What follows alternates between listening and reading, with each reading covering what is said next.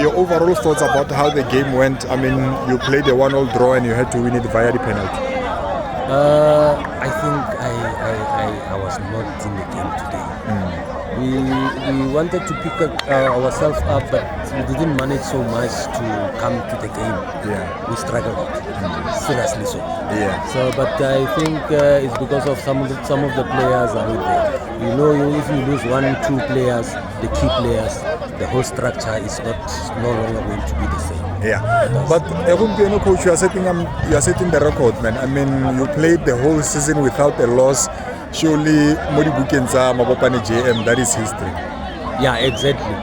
I think they are happy, but you know, they love you today. Tomorrow, you're not no longer in their good books. Yeah. But I've set up the record to Mabopane JM. It's history for them to play games without a lose until this. I don't know what must I call it, the cup. We didn't lose, we won it, we lifted the cup.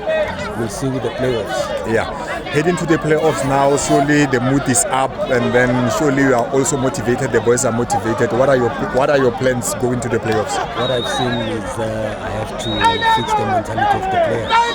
The players, some of them, the stage is going to be a problem for them. So I have to work on that. Congratulations. Thanks, man.